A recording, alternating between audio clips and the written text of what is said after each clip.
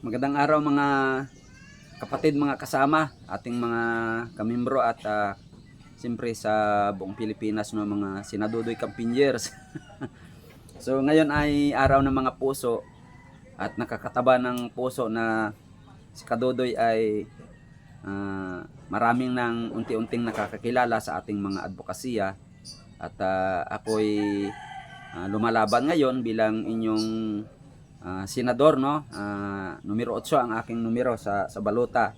At kung bakit tayo ay lumalaban bilang senador at sabi ko hindi lumalaban, tayo ay ipinalaban no, ng ating mga sektor ng mga membro, yung 14 basic sector, yung mga magsasaka, mangingisda, katutubo, kababaihan, kabataan, mga nasalaylayan, or yung mga ating mga mahirap na sektor ng mga marginalized sector, yung kumbaga yung mga nasa kabundukan, nasa mga sakahan, mga dito sa mga gilid ng ilog, sa mga karagatan, na mga mahirap nating kababayan. Yon yung mga tinatawag na mga marginalized sector, or ibig sabihin na mahirap ang buhay. Kung sa Tagalog pa medyo sabihin na natin na napabayaan, no, ng serbisyo or kulang sa serbisyo ng gobyerno. So ngayon, si Kadudoy ay nagpapasalamat sa lahat ng mga nagbigay sa atin ng parangal, lalong-lalo na sa Ramon Magsaysay Award Foundation, no, dahil sa award na ito ay mas lalong nakilala yung mga gawa at programa ni Kadudoy, at lalong-lalo na sa iba pa nating mga partners ng government organizations, no, kapartners ng aming grupo, yung aming KGMC, Kapunungan sa Gagmay Mangingisda sa Concepcion, ang The Coalition of Municipal Fisher Folk Associations in Zamboanga, Sibugay, and of course ngayon nandito rin ako sa Pambansang Kilusan ng mga magsasaka or pakisama, at sa katipunan ng mga kilusang artisanong mangingisda sa Pilipinas or kakampi, no. At ako ay nagpapasalamat dahil sa atin din kasipagan kaya na nakilala tayo. At ang ginamit ko dito kung bakit sa Kadudoy, magtanong kayo ano bang ginawa ni Kadudoy at anong mga strategiya. Noong una, gumamit si Kadudoy ng 3 T. Ano ba yung 3 T? Yung time, talent, and treasure para gawin yung ating mga programa, yung pagtatanim ng mangroves, no? Pag-aalaga ng ating karagatan, no? Yung T, yung binigyan natin ng panahon. Yung pangalawang T ay talent or knowledge or kaalaman, no. Pinag-aralan natin or nagbasa tayo, at siyempre nakikinig tayo sa mga advices ng mga experts, no, at yun ay ating in-implement. At ang pangatlong T naman ay yung treasure. Siyempre hindi tayo umasa muna sa ibang tao, kundi umasa tayo sa sarili nating anong mayroon tayo, yung resources, no. Yun ang ibig kong sabihin, kaya 3 T. At dahil dito na nakapaggawa kami ng 3 programa, yung 3 E, no, yung 3 E's na program namin, dahil yung kami mga membro sa pamagitan ng pamumuno ko ay nag-invest kami ng 3 T. So nakagawa kami ng magandang programa o projects na with itong 3 E. Ano yung 3 E na ito? Unang E, environment, restoration, protection, development and management, mainly the mangroves, no, and solid waste management initiative. At ito'y kinilala sa iba't ibang larangan ng yung aming magandang gawa sa pagtanim, pangangalaga, at pagpatuloy ng programa ng aming mga mangroves kasama ang solid waste management initiatives, no. Yon ang pangalawang E. Yung unang E, no. Yung pangalawang E, yung enterprise, no.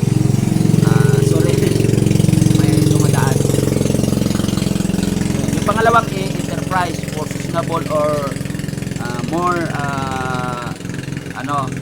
tinatawag natin ng mga potential businesses or community small enterprise for an additional income for our livelihood, no.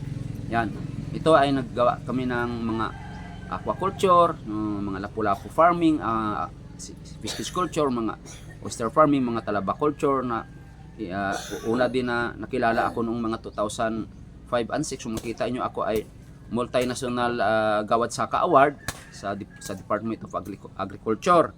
Yun kasi ginamit ko yung pangalawang E, enterprise or economic development to sustain, to uplift our living conditions, no, economic, yung pangalawang E. Ang pangatlong E naman ay empowerment, no, empowerment of our coastal community into organizing into associations, no.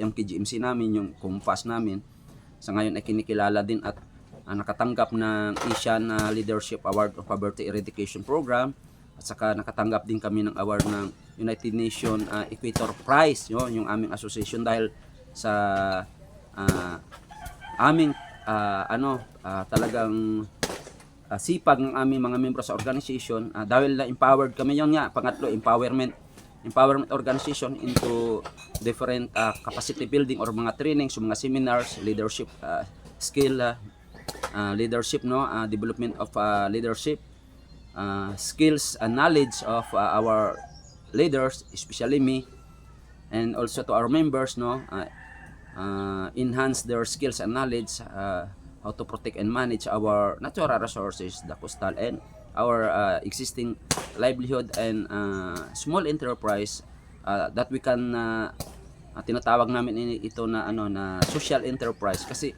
nagninegosyo ka dahil kumikita ka doon sa environment mo, at dahil sa kumikita yung negosyo mo, so mas lalong napalawak at palagaan natin yung environment, at dahil kumikita ka, pangalagaan yung environment, so gumanda yung kabuhayan ng mga tao, at siyempre napaaral natin yung ating mga anak, nakapagbigay tayo ng magandang kabuhayan sa mga tao, at hindi lang sa aming membro kundi sa lahat ng sumali at nabigyan ito ng opportunity, no? Kaya social enterprise siya. Yun yung pagkaintindi ko, no?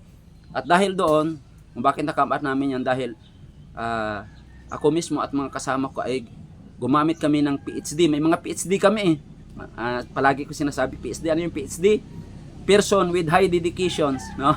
Mga persons with high dedication. PhD, hindi yung Doctor of Philosophy. PhD namin ay person with high dedications, no? Yun, dahil sa PhD na yan, kaya na-come up namin yung nag-invest kami ng treatise, time, talent, and treasure. Tapos maganda yung naging result ng aming program na 3Is, environment, economic, empowerment of the community, no? Dumaan ulit. Advertise yan, advertise. So, tapos, dahil doon, sa aming PhD, nakakama kami ng 3Is. So, sa ngayon, nagkaroon kami ng maraming 3It. Ano ba yung 3It? Yung 3It, yung unang It, agahan. Yung pangalawang It, tanghalian. Yung pangatlong It, hapunan, or 3It, or Englishin natin, breakfast, lunch, dinner. How many It is that? Di 3It's. 3It's. Yun. Marami kaming 3It's. Ibig sabihin, hindi na kami nagugutom. Kumpleto yung kain namin sa isang araw, 3 kain yung 3It's. So, nagkaroon kami ng sustainable 3It's, no? At dahil dyan, masasabi namin ngayon na ako mismo at mga membro ko, we are proud to see na graduate na kami sa UEE. Hindi kami graduate sa UP or sa Ateneo or sa Lasal or sa Santo Tomas or other na magagagaling na mga magagandang universidad sa ating bansa. Pero I am proud, no, na graduate din ako at yung aking mga membro sa UEE. Ano ba yung UEE namin? Hindi yung United Arab Emirates. Ano ito? UEE means University of Actual Experience, no? Kaya ito ngayon ang dahilan kung bakit itinulak tayo ng ating mga nasasakupan mga membro ng mga tao na yung ating experience, baka kung ito'y gumana, kung ako'y maging senador at itong PhD natin, itong treatise natin, itong nakuha nating 3It's at itong ating graduate sa UEE, pag yon ay na-adapt at napalawak natin sa pamagitan ng ating mga batas at programa doon sa Senado o doon sa ating national government, siguro may pagbabago sa ating mga magsasaka, mga mangingisda at kapaligiran pag ito'y bigyan ng pansin at ito naging national program, yung UEE ni Kadudoy na ginamitan ng treatise, yung programa nating 3Is, kaya marami tayong 3It's Dahil may PSD tayo, kaya nakagraduate tayo sa UAE. Yon mga kababayan at mga aking mga kamembro at mga campaigners ni Senado. Marami pong salamat, magandang araw sa ating lahat. Sana tangkilikin ninyo tayo sa Senado. Numero 8 po. God bless you po.